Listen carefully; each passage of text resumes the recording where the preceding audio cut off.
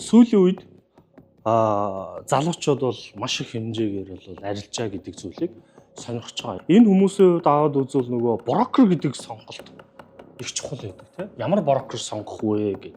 За шинэ хэрэглэгчдийн хувьд бол нийтлэг хэд хэдэн зүйлийг сонирхож орж байгаа шүү.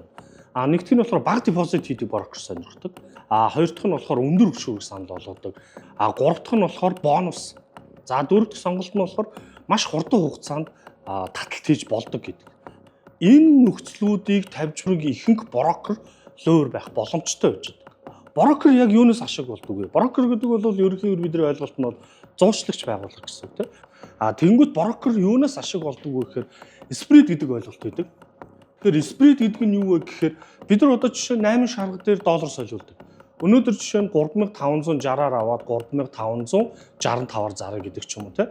Дөрөв төгрөгийн зөрөө гэж байгаа. За энэ зөрөө юу гэдэг вэ гэхээр тухайн ченж ашиг гэж байгаа. Ченж биднэрт доллар зарсныхаа хөлсөнд авч буй энэхүү шимтгэлийг манай дээр болохоор спред гэж нэрлэж байна. Брокер.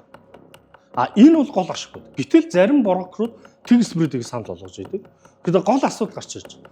Тэгвэл энэ брокер юунаас ашиг олох вэ гэдэг асуудал гарч ирж байгаа. Тэгэхээр энэ брокерийн ашиг юу гэдэг вэ гэхээр та арилжаа хийгээд алдах юм бол энэ мөнгө брокерих болтгоо гэсэн. Нэгсэндээ энэ бол брокер суртай үйл ажиллагаа явуулдаг гэсэн.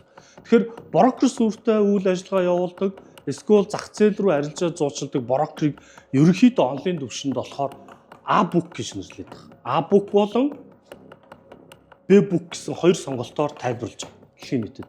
Тэгэхээр A-book гэдэг брокер бол бидний арилжааг зах зээл рүү зуучиж өгдөг найдвартай брокер байдаг. B-book брокер гэдэг бол таны арилжааг зах зээл рүү зуулчлахгүйгээр танд real гэж харуулсан демо дасныг өгдөг гэсэн. Тэгэхээр та арилжааг хийгээд алдах юм бол энэ мөнгө брокер болно гэсэн. Харин та авах юм бол энэ мөнгө брокероос гарна гэсэн. Тэгэхээр энэ брокерийн бас нийтлэг жишээ нь юу гэхээр энэ ямар нэгэн улсын тусгай зөвшөөрөл лицензтэй байдаггүй.